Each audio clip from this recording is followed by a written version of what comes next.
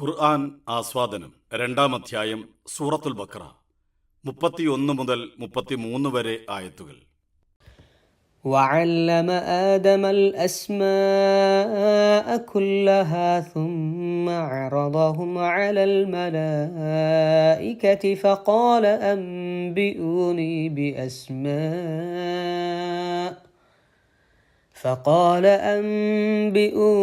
بأسماء هؤلاء إن كنتم صادقين. അവൻ ആദമിന് പേരുകളെല്ലാം പഠിപ്പിക്കുകയും ചെയ്തു. പിന്നീടവ മലക്കുകളെ കാണിച്ചുകൊണ്ട് പറഞ്ഞു, ഇവയുടെ നാമങ്ങളെക്കുറിച്ച് എനിക്ക് നിങ്ങൾ പറഞ്ഞു തരിക, നിങ്ങൾ സത്യസന്ധരാണെങ്കിൽ. وعلم آدم الأسماء എന്നത് നിർബന്ധമായിട്ടും 4-5 ഹർക്കത്തിൻ്റെ അളവിൽ നീട്ടിക്കൊണ്ട് ഓതാം. അതുപോലെ തന്നെ അലൽ മലായിക ഇവിടെയും ഇതുപോലെ നിർബന്ധമായിട്ടും മദ് ചെയ്യേണ്ട ഭാഗമാണ്. അംബിഊനി, അൻബി എന്നത് അംബി നൂനിനെ മീമായി മാറ്റിമറിച്ച് ഇഖ്ലാബ് ചെയ്താണ് ഓതേണ്ടത്. വീണ്ടും ഇവിടെ മദ്ദുകളുണ്ട്. ബി അസ്മാഇ ഇവിടെ നിർബന്ധമായിട്ടും നീട്ടേണ്ടതാണ്. എന്നാൽ ഹാ ഉലായി എന്നതിൽ ഹ എന്ന് കഴിഞ്ഞതിന് ശേഷം വരുന്ന ഉലായി അവിടെ നിർബന്ധമായിട്ടും നീട്ടേണ്ടതില്ല, വേണമെങ്കിൽ നീട്ടാവുന്ന മദ്ദു മുൻഫസിലാണ്, ജായിസാണ്. എന്നാൽ ഉലായി എന്നുള്ളിടത്ത് നിർബന്ധമായിട്ടും നീട്ടേണ്ട മദ്ദാണ്. കൂത്തും ഇവിടെ 2 സ്ഥലത്തും ഇഖ്ഫ ആണ്, നൂനിനെ മറച്ച് പിടിച്ച് മണിച്ചുകൊണ്ട് ഓതുക. قالوا سبحانك لا علم لنا إلا ما علمتنا إنك أنت العليم الحكيم. അവർ പറഞ്ഞു, നീയാണ് പരിശുദ്ധൻ, നീ പഠിപ്പിച്ചതല്ലാത്ത യാതൊരറിവും ഞങ്ങൾക്കില്ല. നീ തന്നെയാണ് എല്ലാം അറിയുന്നവനും ആഴത്തിൽ വിവരമുള്ളവനും. قالوا سبحانك لا علم لنا ഇല്ല, വേണമെങ്കിൽ 4-5 ഹർക്കത്ത് അളവിൽ നീട്ടിക്കൊണ്ട് ഓതാവുന്നതാണ്.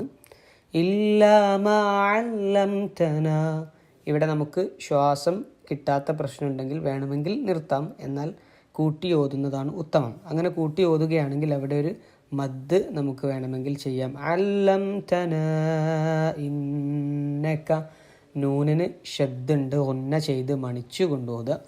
അൻതൽ അലീമുൽ ഹകീം, അൻത നൂനിനെ മറച്ചു പിടിച്ച് മണിച്ചുകൊണ്ട് ഓതുക. قال يا آدم أنبئهم بأسمائهم فلما أنبأهم بأسمائهم قال ألم أقل لكم إني أعلم غيب السماوات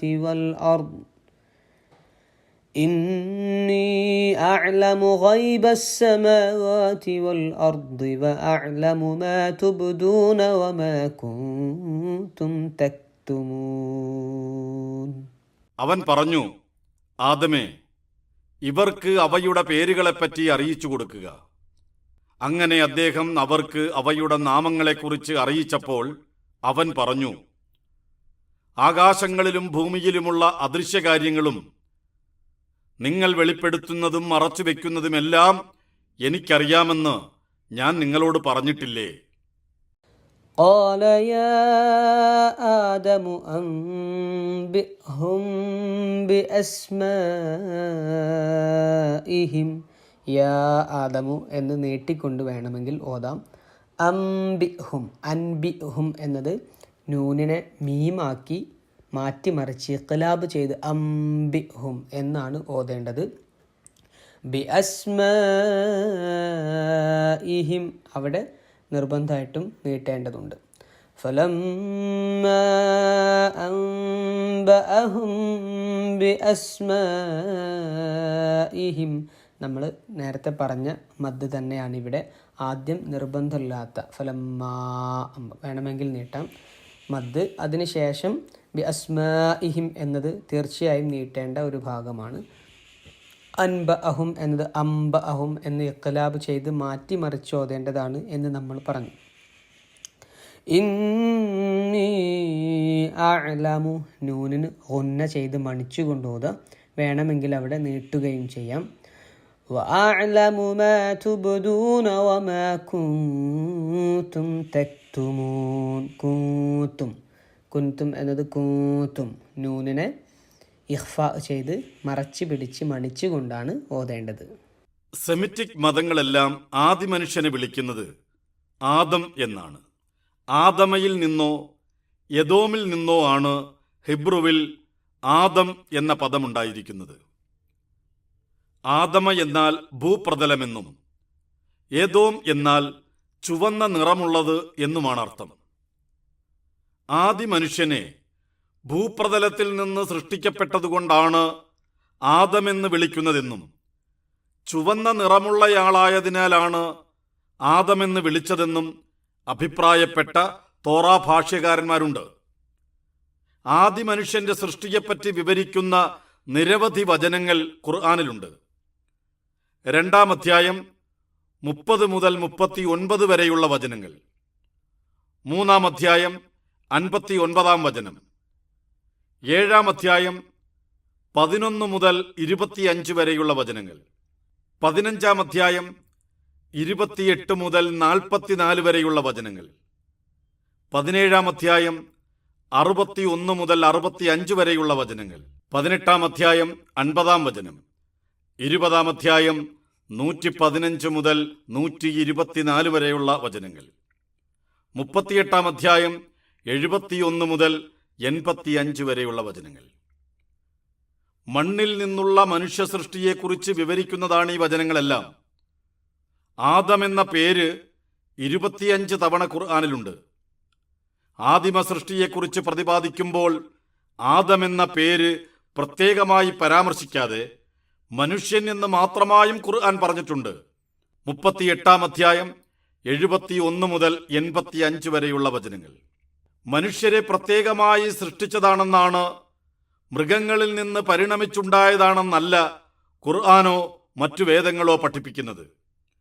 സൃഷ്ടിയെക്കുറിച്ച വചനങ്ങളെ ആസ്വദിക്കുമ്പോൾ അതേക്കുറിച്ച് കൂടുതൽ മനസ്സിലാക്കാം ഇൻഷാ അല്ലാഹ്. അവൻ ആദമിന് പേരുകളെല്ലാം പഠിപ്പിച്ചു. അല്ലമ ആദമൽ അസ്മാഅ കുല്ലഹ എന്ന് പറഞ്ഞുകൊണ്ടാണ് ഈ വചനം ആരംഭിക്കുന്നത്. മനുഷ്യ സൃഷ്ടിയുടെ സവിശേഷത എന്തെന്ന് മലക്കുകൾക്ക് പ്രായോഗികമായി പഠിപ്പിക്കുകയാണ് അല്ലാഹു. ഭാഷയുടെ അടിത്തറയാണ് നാമങ്ങൾ. അതിൽ നിന്നാണ് ആശയ സംവേദനത്തിൻ്റെ മറ്റു വിഭാഗങ്ങളെല്ലാം ഉണ്ടാകുന്നത്. ഭാഷയാണ് മാനുഷിക വിജ്ഞാനത്തിൻ്റെ അടിത്തറ. അതുപയോഗിച്ചാണ് മനുഷ്യർ വൈജ്ഞാനിക വിനിമയം നടത്തുന്നത്. വൈജ്ഞാനിക വിനിമയത്തിന് കഴിയുന്നത് കൊണ്ടാണ് വിജ്ഞാനീയങ്ങൾ വളർത്തിക്കൊണ്ടുവരാൻ മനുഷ്യർക്ക് സാധിക്കുന്നത്. നാഗരികതകൾ നിർമ്മിക്കാൻ അവന് കഴിയുന്നതും അതുകൊണ്ട് തന്നെ. ബുദ്ധിയുണ്ടായതുകൊണ്ട് മാത്രമായി സംസ്കാരങ്ങൾ നിർമ്മിക്കാൻ കഴിയില്ല. താൻ അറിഞ്ഞത് മറ്റുള്ളവർക്ക് അറിയിക്കാൻ കഴിയണം. ഒരു തലമുറ അവസാനിപ്പിച്ചിടത്തു നിന്ന് അടുത്ത തലമുറ തുടങ്ങണം. അറിവിന്റെ സംപ്രേഷണം നടക്കുമ്പോഴാണ് അത് വളരുക. അപ്പോഴേ ഓരോരുത്തരും ആർജിച്ച അറിവുകൾ മാനവികതയുടെ പുരോഗതിക്ക് നിമിത്തമായി തീരൂ. അറിവിന്റെ സംപ്രേഷണം നടത്തണമെങ്കിൽ ഭാഷയുണ്ടാവണം. ഭാഷയുണ്ടാവുന്നത് നാമങ്ങളിൽ നിന്നാണ്.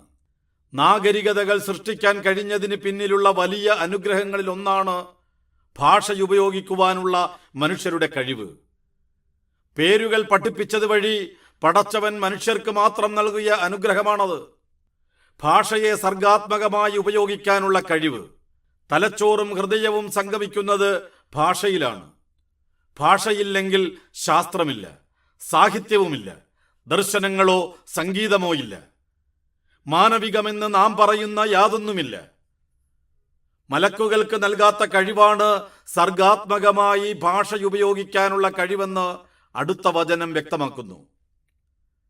തനിക്ക് ലഭിച്ച അറിവുകൾ അടുത്ത തലമുറയ്ക്കായി പകർന്നു നൽകുവാൻ പറ്റുന്ന രീതിയിൽ രേഖീകരിക്കുവാനുള്ള കഴിവ് നൽകിയത് വഴി മനുഷ്യരെ അവരുടെ നാഥൻ ആദരിച്ചതായി ആദ്യമായി അവതരിച്ച ഖുർആൻ വചനങ്ങൾ 96-ാം അധ്യായത്തിലെ 3-4 വചനങ്ങൾ വ്യക്തമാക്കുന്നുണ്ട്.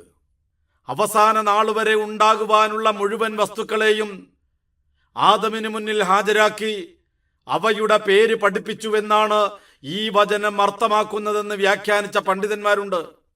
വസ്തുക്കൾക്ക് പേര് നൽകുവാനുള്ള കഴിവ് നൽകി മനുഷ്യരെ അനുഗ്രഹിച്ചുവെന്നാണ് ഇതിന്റെ സാരമെന്ന് പറഞ്ഞ വ്യാഖ്യാതാക്കളുണ്ട്.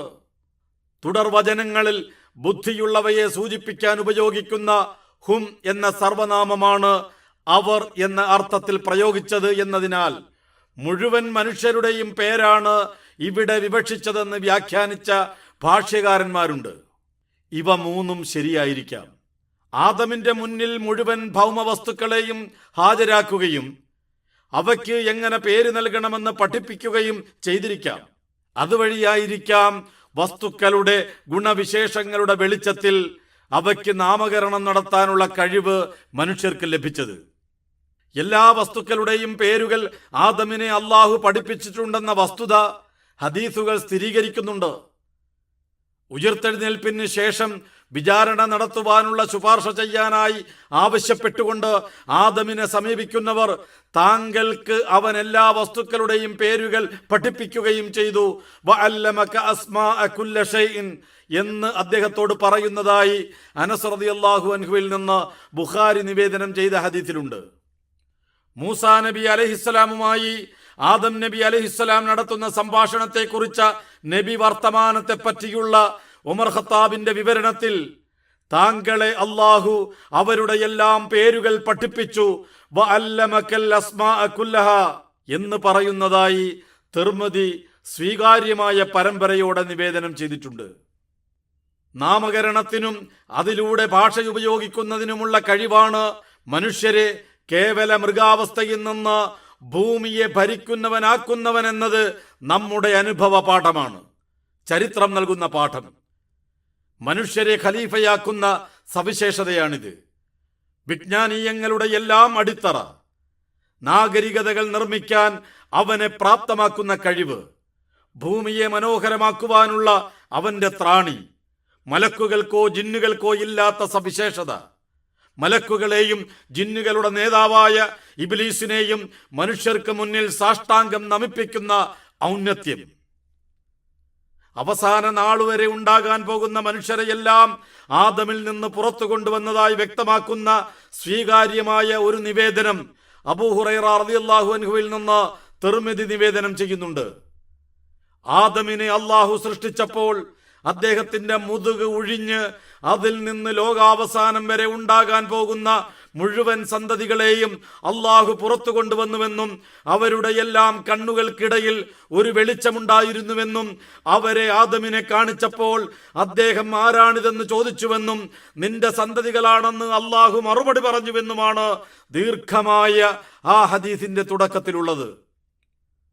തന്റെയും മലക്കുകളുടെയും മുമ്പിൽ പ്രത്യക്ഷപ്പെട്ട മുഴുവൻ ആദം സന്തതികളുടെയും പേര് അള്ളാഹു ആദമിനെ പഠിപ്പിച്ചിരിക്കാം.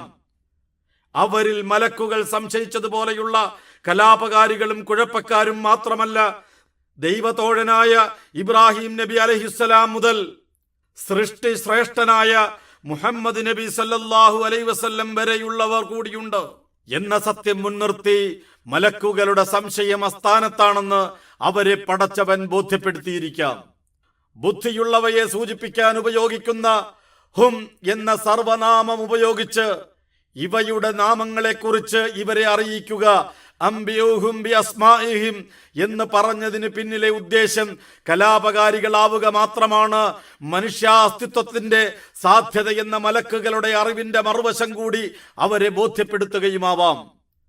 അതെല്ലാം കൃത്യമായി അറിയുക അള്ളാഹുവിനാണ്. അവൻ അറിയിച്ചത് മനസ്സിലാക്കാൻ ശ്രമിക്കുക മാത്രമാണ് നാം ചെയ്യുന്നത്. മനുഷ്യ അസ്തിത്വത്തിന്റെ അപാരമായ സാധ്യതകൾ മലക്കുകൾക്ക് കാണിച്ചു കൊടുക്കുകയാണ് അള്ളാഹു. മനുഷ്യർക്കുള്ളതെന്ന് പഠിപ്പിക്കപ്പെട്ട നല്ല ഗുണങ്ങൾ തങ്ങൾക്കും ഉണ്ടെന്നാണല്ലോ മലക്കുകളുടെ അവകാശവാദം. അത് ശരിയാണെങ്കിൽ ഇവയുടെ നാമങ്ങളെക്കുറിച്ച് എനിക്ക് നിങ്ങൾ പറഞ്ഞു തരിക. അംബിഊനി ബി അസ്മാഇ ഹഉലാ എന്നാണ് മലക്കുകളോട് അള്ളാഹു ആവശ്യപ്പെടുന്നത്. നാമകരണവും സർഗാത്മകമായ ഭാഷാ ഉപയോഗവും മനുഷ്യരുടെ മാത്രം സവിശേഷതയാണെന്ന സത്യം മലക്കുകൾക്ക് ബോധ്യപ്പെടുമ്പോഴാണ് നീ പഠിപ്പിച്ചതല്ലാത്ത യാതൊരു അറിവും ഞങ്ങൾക്കില്ല, ലാ ഇൽമ ലനാ ഇല്ലാ മാ അല്ലംതനാ എന്ന് മലക്കുകൾ അള്ളാഹുവോട് സമ്മതിക്കുന്നത്. അള്ളാഹു നൽകുന്ന വിവരങ്ങളെ അതേപോലെ ഉൾക്കൊള്ളുകയല്ലാതെ അറിവിന്റെ ആവിഷ്കാരമായ ഭാഷയെ സർഗാത്മകമായി വികസിപ്പിക്കുവാനോ ഉപയോഗപ്പെടുത്തുവാനോ ഉള്ള കഴിവ് മലക്കുകൾക്കോ മറ്റു സൃഷ്ടികൾക്കോ അള്ളാഹു നൽകിയിട്ടില്ല. തങ്ങളുടെ അറിവില്ലായ്മ പ്രഖ്യാപിച്ചുകൊണ്ട് മലക്കുകൾ വർത്തമാനം പറയാൻ തുടങ്ങുന്നത് നീയാണ് പരിശുദ്ധൻ സുബ്ഹാനക എന്ന ആത്മഗതത്തോടെയാണ്. അള്ളാഹുവിന്റെ അന്യൂനത പ്രഘോഷിക്കുന്നതാണ് ഈ ആത്മഗതം. തങ്ങളുടെ സംശയം അസ്ഥാനത്താണെന്നും അള്ളാഹുവിന്റെ തീരുമാനം തന്നെയാണ് ശരിയെന്ന് തങ്ങൾക്ക് ബോധ്യപ്പെട്ടിട്ടുണ്ടെന്നും മലക്കുകൾ ഈ ആത്മഗതത്തിലൂടെ വെളിപ്പെടുത്തുകയാണ്. മലക്കുകളുടെ വർത്തമാനം അവസാനിക്കുന്നത് അള്ളാഹുവെക്കുറിച്ച് നീയാണ്, നീ തന്നെയാണ് എല്ലാം അറിയുന്നവനും ആഴത്തിൽ വിവരമുള്ളവനും, ഇന്നക അന്തൽ അലീമുൽ ഹക്കീം എന്ന് സാക്ഷ്യം വഹിച്ചുകൊണ്ടാണ്. നീയാണ് എല്ലാം അറിയുന്നവനും ആഴത്തിൽ വിവരമുള്ളവനും എന്ന് പറയാൻ അന്തൽ അലീമുൽ ഹക്കീം എന്ന് പറഞ്ഞാൽ മതി. അതിനു മുമ്പ് ഇന്നക എന്നുകൂടി ചേർക്കുന്നതോടെ ഒരു സംശയവുമില്ലാത്തവണ്ണം നീയാണ്, നീ തന്നെയാണ് എന്ന അർത്ഥമുണ്ടാവുന്നു. അപ്പോഴാണ് അള്ളാഹുവിന്റെ ഈ ദ്വൈതനാമത്തെക്കുറിച്ച് സംശയത്തിന്റെ ലാഞ്ചന പോലുമില്ലാത്ത പ്രഖ്യാപനമായി ഈ വചനാന്ത്യം മാറുന്നത്.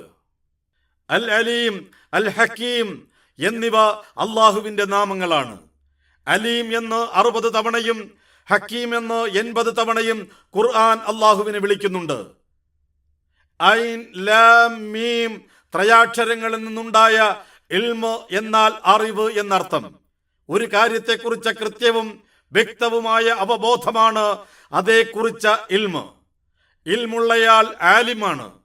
അള്ളാഹുവിന്റെ നാമമായി പ്രയോഗിച്ചിരിക്കുന്നത് അലീം എന്നാണ്.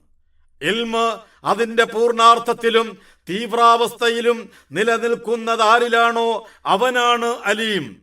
എല്ലാം അറിയുന്നവൻ എന്ന് അലീമിനെ ഭാഷാന്തരം ചെയ്തിരിക്കുന്നത് അതുകൊണ്ടാണ്. ഹ, കാഫ്, മീം ത്രയാക്ഷരങ്ങളിൽ നിന്നുണ്ടായ ഹിക്മത്ത് എന്നാൽ ഒരു കാര്യത്തെയും അതിന്റെ യാഥാർത്ഥ്യത്തെയും അതുണ്ടാക്കുന്ന ഫലങ്ങളെയും കുറിച്ച അവബോധമാണ്. ഹിക്മത്തുള്ളയാൾ ഹാക്കിമാണ്. ഹിക്മത്ത് അതിന്റെ പൂർണാർത്ഥത്തിലും തീവ്രാവസ്ഥയിലും നിലനിൽക്കുന്നവനാണ് ഹക്കീം. ആഴത്തിൽ വിവരമുള്ളവനെന്നാണ് അതിന് നൽകിയിരിക്കുന്ന പരിഭാഷ. അള്ളാഹുവെ അൽ അലീമുൽ ഹക്കീം എന്ന് വിളിക്കുമ്പോൾ അറിവിന്റെ എല്ലാ തലങ്ങളും പൂർണ്ണവും തീവ്രവുമായ അവസ്ഥകളിൽ അവനിൽ സമ്മേളിച്ചിരിക്കുന്നുവെന്നാണ് അത് അർത്ഥമാക്കുന്നത്. സർവജ്ഞനും സൂക്ഷ്മജ്ഞനുമാണ് അവനെന്ന് സാരം. മനുഷ്യവിജ്ഞാനത്തിന്റെ അടിത്തറയായ ഭാഷയെ സർഗാത്മകമായി ഉപയോഗിക്കുവാനുള്ള കഴിവ് നൽകിയ അള്ളാഹുവിന്റെ അനുഗ്രഹത്തെക്കുറിച്ച് പറഞ്ഞുകൊണ്ട് ആരംഭിച്ച് അള്ളാഹുവിന്റെ അറിവിന്റെ സമ്പൂർണതയെ പ്രഖ്യാപിച്ചുകൊണ്ട് അവസാനിക്കുകയാണ് ആദമിന് പേരുകൾ പഠിപ്പിച്ചതുമായി ബന്ധപ്പെട്ട വചനങ്ങൾ. അറിവ് നേടുകയും നൽകുകയും ചെയ്യുകയെന്നാൽ മനുഷ്യാസ്തിത്വത്തിന്റെ സൃഷ്ടി ലക്ഷ്യം പൂർത്തീകരിക്കുകയാണ്. അതുകൊണ്ട് തന്നെ അറിവന്വേഷണവും സംപ്രേഷണവും ഏറെ പ്രോത്സാഹിപ്പിക്കപ്പെടുന്നതാണ്. അറിവ് നേടുക മുസ്ലിമിന്റെ ബാധ്യതയാണ്. ഇബ്നു മാജ സ്വഹീഹ്. അറിവന്വേഷണത്തിന്റെ പാതയിൽ യാത്ര ചെയ്യുന്നവർക്ക് സ്വർഗത്തിലേക്കുള്ള പാത അള്ളാഹു എളുപ്പമാക്കി കൊടുക്കും. മുസ്ലിം. അറിവന്വേഷകർക്ക് മലക്കുകൾ അവയുടെ ചിറകുകൾ താഴ്ത്തിക്കൊടുക്കും. ആകാശങ്ങളിലും ഭൂമിയിലും വസിക്കുന്നവയെല്ലാം സമുദ്രാന്തർഭാഗത്തെ മത്സ്യങ്ങൾ പോലും അറിവുള്ളവർക്കായി പാപമോചനത്തിന് തേടുന്നു. വിജ്ഞാനിക്ക് ആരാധനയെക്കാളുള്ള ശ്രേഷ്ഠത ചന്ദ്രന് നക്ഷത്രങ്ങൾക്ക് മേലുള്ളതുപോലെയാണ്. പണ്ഡിതർ പ്രവാചകന്മാരുടെ അനന്തരാവകാശികളാണ്. സ്വർണമോ വെള്ളിയോ അല്ല, അറിവാണ് അവർ വിട്ടേച്ചു പോകുന്നത്. ആരാണോ അതിൽ പിടിക്കുന്നത് അവർക്കതിന്റെ ഓഹരി ധാരാളമായി ലഭിക്കും. അബൂദാവൂദ് സ്വഹീഹ്. എന്നീ നബി വചനങ്ങൾ വിജ്ഞാന സമ്പാദനത്തിന് നൽകുന്ന പ്രചോദനം അപാരമാണ്. അറിവന്വേഷണം വഴി മാനവികതയെ പ്രകാശിപ്പിക്കാനുള്ള പ്രചോദനം.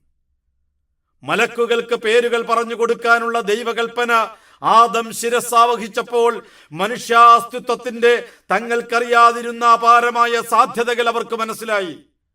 ആകാശങ്ങളിലും ഭൂമിയിലുമുള്ള അദൃശ്യകാര്യങ്ങളും നിങ്ങൾ വെളിപ്പെടുത്തുന്നതും മറച്ചു വെക്കുന്നതുമെല്ലാം എനിക്കറിയാമെന്ന് ഞാൻ നിങ്ങളോട് പറഞ്ഞിട്ടില്ലേ എന്ന ആ സമയത്തുള്ള അള്ളാഹുവിന്റെ പ്രതികരണം അൽ അലീമുൽ ഹക്കീം എന്ന അള്ളാഹുവിന്റെ ദ്വൈതനാമങ്ങളുടെ വ്യാഖ്യാനമാണ്.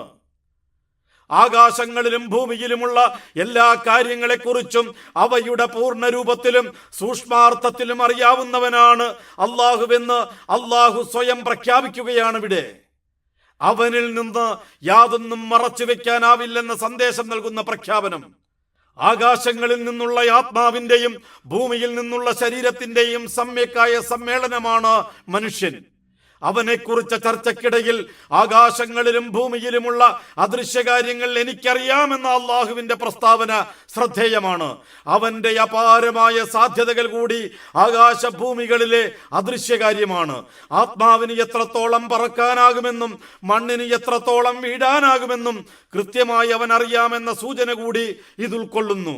മലക്കുകൾ വെളിപ്പെടുത്തിയത് അവരുടെ വിനയം, അവരോടൊപ്പം തന്റെ അഹങ്കാരവും മനുഷ്യനെ സൃഷ്ടിച്ചതിലുള്ള അതിർത്തിയും മറച്ചു വെച്ചുകൊണ്ട് ഒരാളിരിക്കുന്നുണ്ട്. ജിന്നുകളിൽപ്പെട്ട ഇബ്ലീസ്. അവൻ എത്ര മറച്ചു വെച്ചാലും അത് അള്ളാഹു അറിയുന്നുണ്ട്. അവന്റെ അഹങ്കാരവും അതിർത്തിയും മറനീക്കി പുറത്തു വരുവാൻ പോവുകയാണ്. അതിനു വേണ്ടിയുള്ള അള്ളാഹുവിന്റെ പരീക്ഷണമാണ് അടുത്ത വചനങ്ങളിൽ പ്രതിപാദിക്കുന്നത്. നീ തന്നെയാണ് എല്ലാം അറിയുന്നവനും ആഴത്തിൽ വിവരമുള്ളവനും എന്ന മലക്കുകളുടെ സാക്ഷ്യം അറിവുള്ളവർക്കുണ്ടാകേണ്ട വിനയത്തെ പ്രതിഫലിപ്പിക്കുന്നു. സംശയങ്ങൾ ആർക്കുമുണ്ടാവാം, അത് ചോദിക്കുകയുമാവാം. ആഗ്രഹിച്ചതുപോലെയുള്ള ഉത്തരമല്ല ലഭിക്കുന്നതെങ്കിലും അതാണ് ശരിയെങ്കിൽ സ്വീകരിക്കാനുള്ള മനസ്സുള്ളവർക്ക് അറിവ് ആത്യന്തികമായി നന്മ നൽകൂ. അറിവില്ലായ്മ അംഗീകരിക്കുവാനുള്ള മനസ്സാണ് അറിവന്വേഷകർക്ക് ആദ്യമായി വേണ്ടത്. മലക്കുകളുടെ വിനയാന്വിതമായ മറുപടി ആ രംഗത്തുണ്ടാവേണ്ട അച്ചടക്കത്തെ അടയാളപ്പെടുത്തുന്നു. അറിവ് അഹങ്കാരത്തിനും അങ്ങനെ വലിയ നാശത്തിനും നിമിത്തമായവനെ കുറിച്ച വിശദീകരണം 34-ാമത്തെ വചനത്തിൽ നമുക്ക് വായിക്കാനാവും.